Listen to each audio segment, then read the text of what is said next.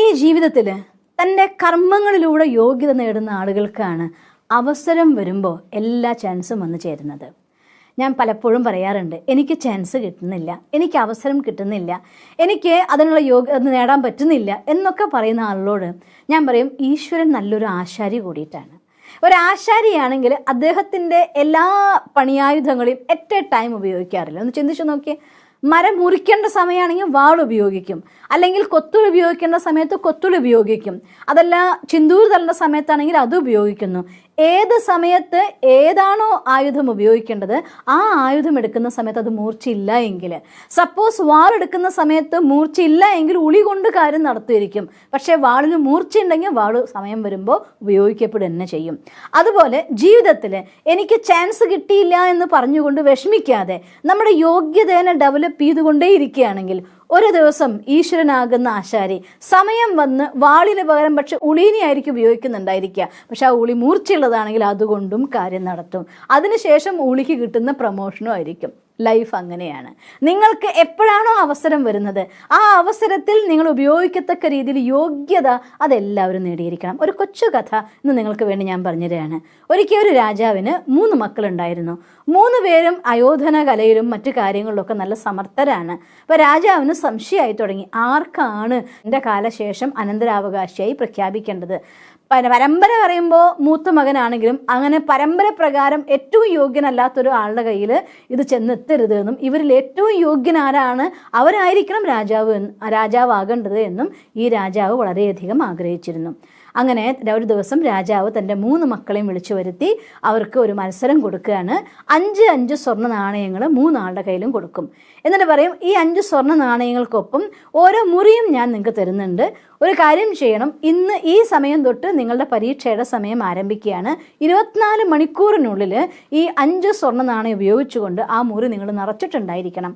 നാളെ ഇതേ സമയത്ത് ഞാൻ കാണാൻ വരും, അതിൽ ജയിക്കുന്ന ആളായിരിക്കും നമ്മുടെ രാജ്യത്തിൻ്റെ അനന്തരാവകാശി എന്ന്.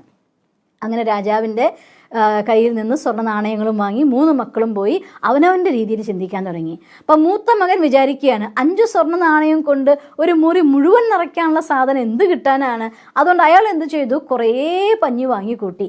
അങ്ങനെ ആ മുറി മുഴുവൻ പഞ്ഞി കൊണ്ട് നിറച്ചു. അപ്പോഴും 5 സ്വർണ്ണ നാണയം കൊണ്ട് അവൻ ആ മുറി മുഴുവൻ നിറയ്ക്കാനുള്ള പഞ്ഞി കിട്ടി.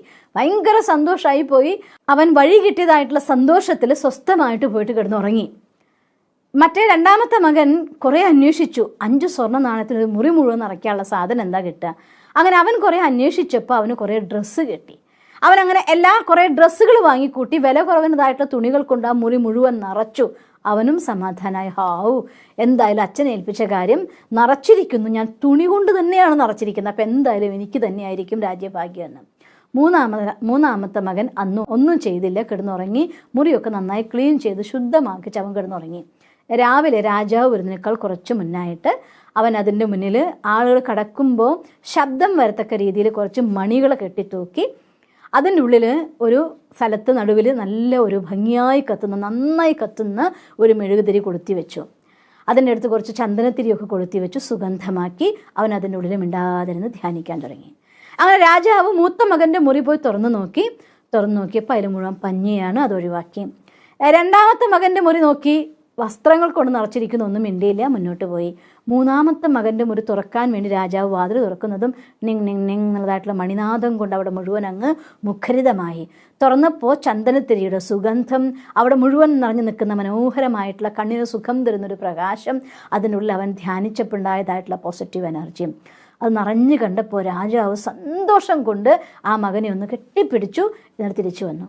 പിറ്റേ ദിവസം രാജാവ് ദർബാറിൽ അനൗൺസ് ചെയ്തു, എൻ്റെ അനന്തരാവകാശി എൻ്റെ ഇളയ മകൻ തന്നെയാണ് എന്ന് അനൗൺസ് ചെയ്തു. അപ്പം എല്ലാവരും ചോദിച്ചു, എന്തുകൊണ്ടാണ് അങ്ങ് ഇളയ മകന് അങ്ങ് രാജാവായിട്ട് വാഴിച്ചത്? മറ്റു 2 പേരും നിറച്ചിട്ടുണ്ട്, അവനെന്താ നിറച്ചത് എന്ന് ചോദിക്കുക. അപ്പം രാജാവ് പറയും, ഒരു രാജാവിന് വേണ്ട നമ്പർ 1 ക്വാളിറ്റി ഏറ്റവും ചുരുങ്ങിയ ചെലവിൽ ഏറ്റവും നല്ല സാധനം നിറയ്ക്കാൻ കഴിയുക എന്നുള്ളതാണ്. അവൻ അവിടെ സുഗന്ധം നിറച്ചു, പ്രകാശം നിറച്ചു, മനോഹരമായ ശബ്ദം നിറച്ചു. അവിടെ മെഡിറ്റേഷനിലൂടെ അവൻ പോസിറ്റീവായിട്ടുള്ള വൈബ്രേഷൻ നിറച്ചു.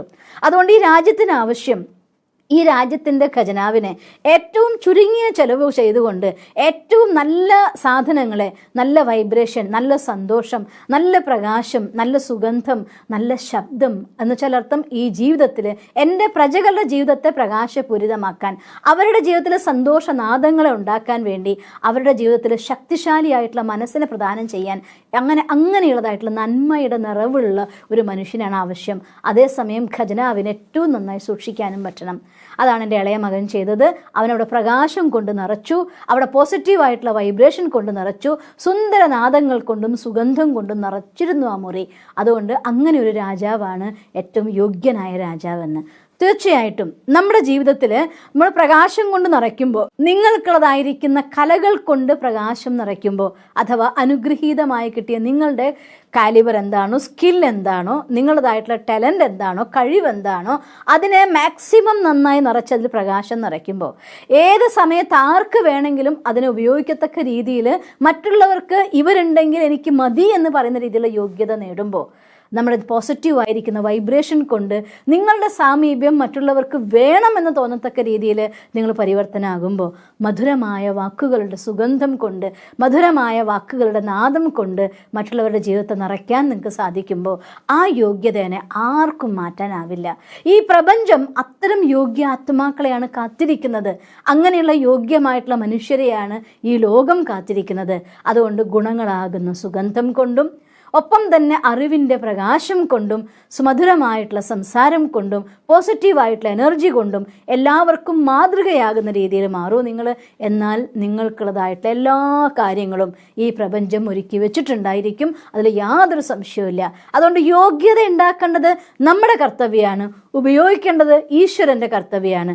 യോഗ്യത നമ്മൾ നേടുമെങ്കിൽ തീർച്ചയായിട്ടും ഈശ്വരൻ ഉപയോഗിച്ചിരിക്കും. അതുകൊണ്ട് ഈശ്വരൻ്റെ കണ്ണിൽ യോഗ്യത നേടുന്നവരായിട്ട് മാറി ജീവിതം സർവ്വതാ സഫലതയുള്ളവരായി മാറട്ടെ എന്ന് ഈശ്വരനോട് പ്രാർത്ഥിക്കുന്നു. ഓം ശാന്തി.